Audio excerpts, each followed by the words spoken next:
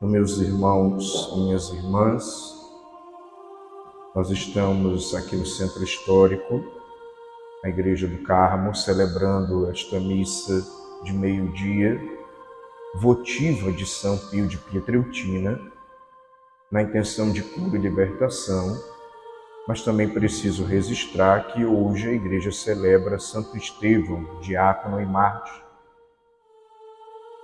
E como nós acompanhamos essa liturgia da palavra, nós percebemos, tanto na primeira leitura, extraída de Atos dos Apóstolos, que narra o martírio de Santo Estevão, como o próprio Jesus fala para ter cuidado com os homens, porque eles vos entregarão aos tribunais e vos açoitarão nas sinagogas.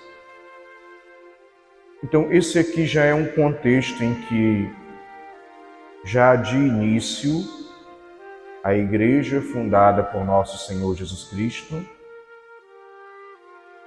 a Igreja que é continuadora da sua missão, a Igreja que é corpo místico de Cristo, do qual Ele é a cabeça, a Igreja conduzida pela ação do Espírito Santo que Ele, o Cristo e o Pai nos enviaram, esta Igreja, já desde o início, sofre perseguições e incompreensões.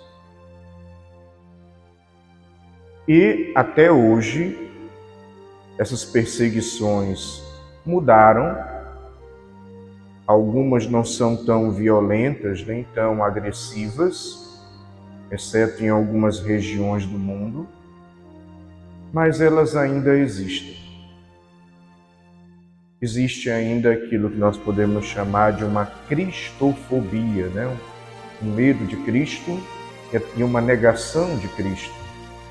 E uma igrejofobia, um medo da igreja e uma negação da igreja. E um subjetivismo, que é cada um querer ser o referencial de certo, de errado, de compreensão de religião, e cada um se acha, infelizmente no mundo que estamos, um especialista sobre Deus, como se isso fosse possível. Deus, como inclusive tem aquela pequena história que fala que Santo Agostinho estava tentando compreender o mistério da Santíssima Trindade, e ele teve a aparição de um anjo na beira da praia por onde ele caminhava, e era uma criança tentando colocar num buraco da areia todo o mar. E Agostinho disse para a criança: o mar é imenso, não cabe nesse buraco da areia. E a criança, que se revela um anjo, diz: você também, Agostinho, Deus é imenso, é infinito, não cabe na pequenez da sua cabeça. Então, hoje as pessoas se arvoram de achar que sabem tudo de Deus, de religião, de fé, de salvação, e na verdade é uma mera projeção de si mesmo. Vivem uma projeção das suas vontades, dos seus gostos, dos seus caprichos, ao invés de viver aquilo que é o ensinamento do Deus revelado. Então nós vivemos isso, e é preciso tomar cuidado para que nós não vivamos uma projeção de fé, uma projeção da minha cabeça de religião, de prática de fé. É preciso tomar cuidado, e é por isso que nós precisamos da orientação da Igreja, no seu discernimento, para nos orientar, para encontrarmos um equilíbrio, inclusive até a correção fraterna, quando nós compreendermos errado certo conteúdo da Sagrada Escritura, dos mandamentos, da doutrina, do ensinamento de Jesus. Preciso tomar esse cuidado, porque se eu vivo dentro da lógica da autossuficiência, dentro dessa lógica subjetiva, onde eu sou o referencial, muito provavelmente eu estou vivendo uma fé que não é uma fé bem embasada, bem alicerçada, conforme o ensinamento de Deus. Muitas vezes é uma fantasia e é um reflexo de si mesmo. Daí vão surgir os fanatismos, os exageros, desequilíbrios, como também vão surgir os desleixos, pessoas que vivem de qualquer jeito ou relativizam tudo, relativizam os valores e a verdade de Deus. Então, tomemos cuidado para não nos tornarmos nem fanáticos e nem desleixados. E é por isso que precisamos da orientação da Igreja. Essa que há 21 séculos já exerce essa função de orientar.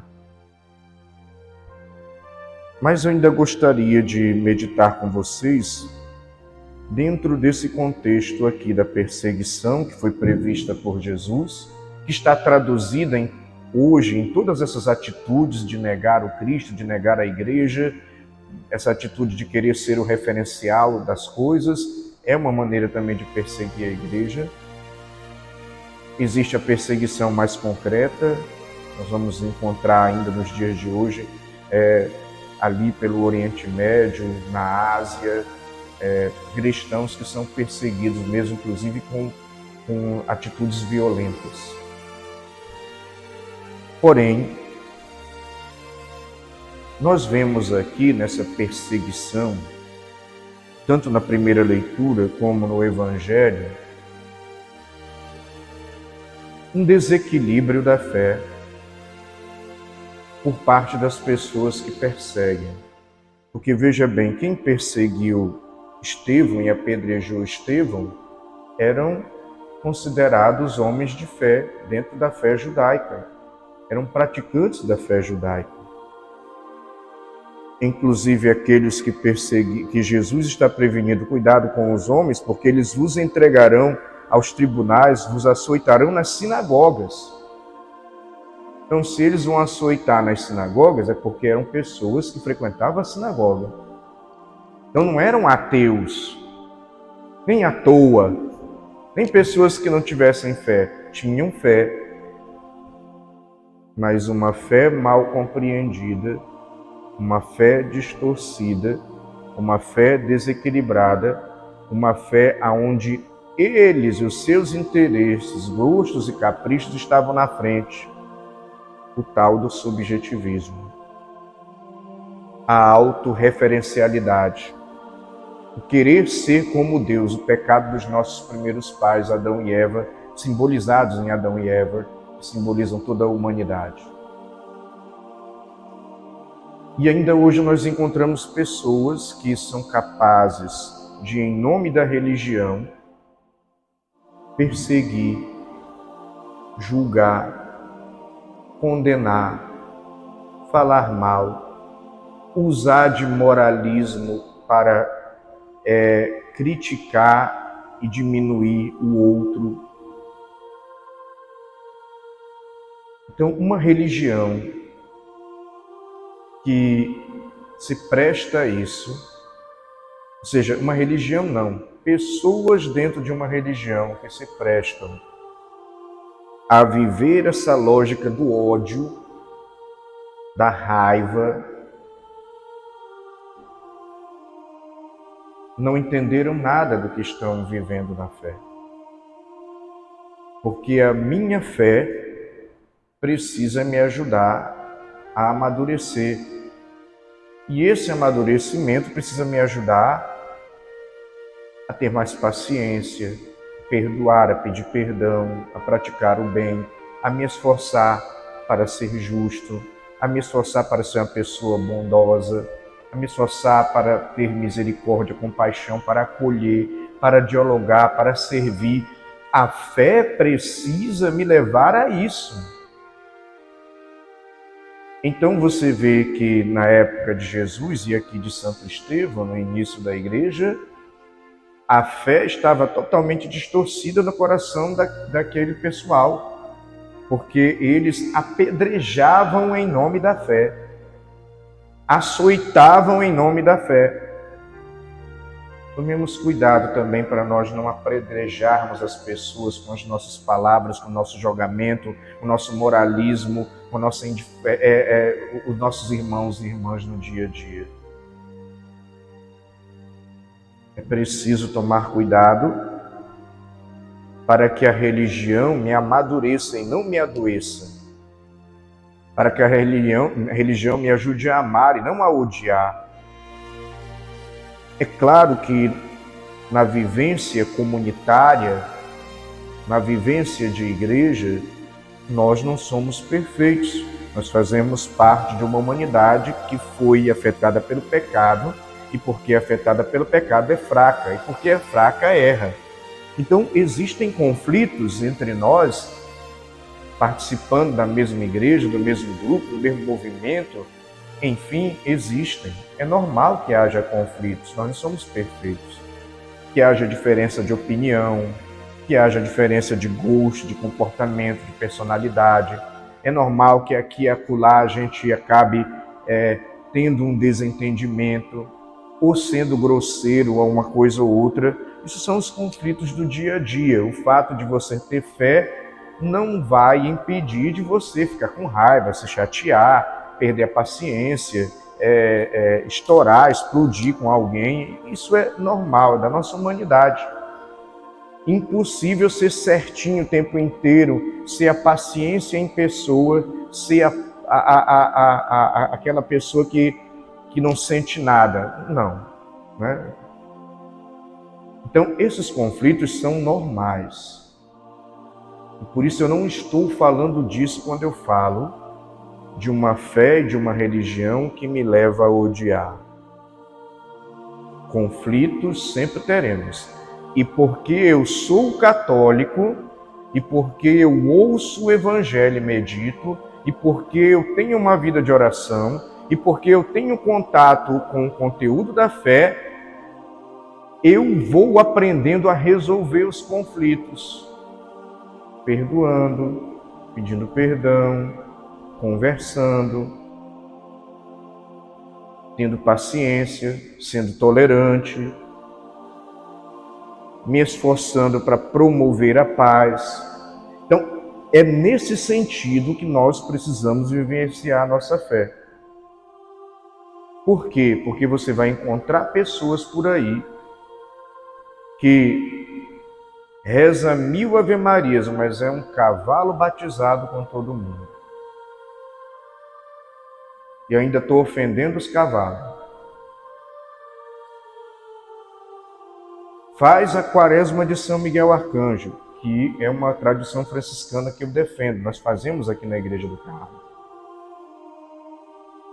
Mas o que adianta fazer a Quaresma de São Miguel Arcanjo se eu não consigo perdoar, não consigo acolher, não consigo ter misericórdia, não consigo fazer o bem? O tempo inteiro a fé que eu tenho na minha cabeça é uma fé sisuda, carrancuda, que está vigiando os outros, que está vivendo aquilo que a gente chama de esse moralismo, nesse sentido mais negativo e popular, que é o julgar, condenar o outro, patrulhar o outro. Então, muitas vezes, a nossa fé nos nossos tempos está mal vivida, porque mal entendida, mal interpretada, como no tempo daqueles que apedrejaram Santo Estevão, que só apedrejaram porque tinha um tipo de religião assim, do ódio, do julgamento, da condenação.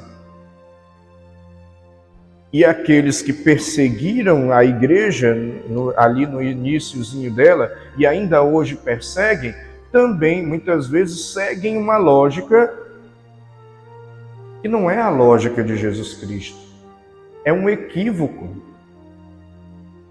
É um distorcer da fé, aonde eu projeto a minha raiva, o meu ódio, os meus ressentimentos, os meus desequilíbrios, a minha vaidade, o meu orgulho, o meu ciúme, a minha inveja e meu sentimento de competição no outro. Então eu tenho que atacar o outro, eu tenho que condenar o outro, eu tenho que julgar o outro, eu tenho que o tempo inteiro está patrulhando o outro. Não, olha, pelo amor de Deus, se você é um católico assim, uma católica assim, saia depressa dessa lógica. Arrependa-se e lembre que a maior lei é a lei do amor. E o referencial é Jesus Cristo. Amai-vos uns aos outros como eu vos amei. E se você perceber, olha para os evangelhos, olha para a ação de Jesus no evangelho, o que ele faz?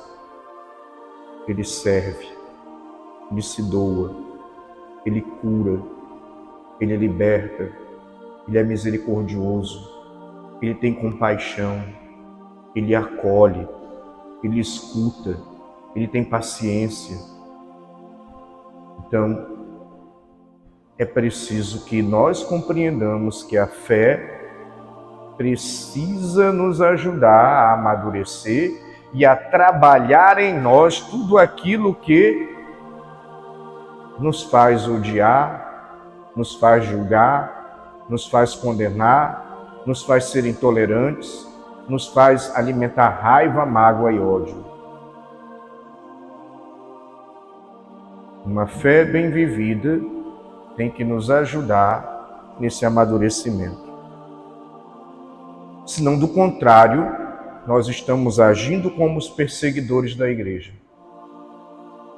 Intolerantes, cheios de raiva e sempre querendo punir, castigar e sempre pregando um Deus que não é o Deus verdadeiro. Aquela velha frase, menino, cuidado, porque Deus castiga. Deus não castiga, Deus pode corrigir. E a correção é necessária. Mas Ele não castiga.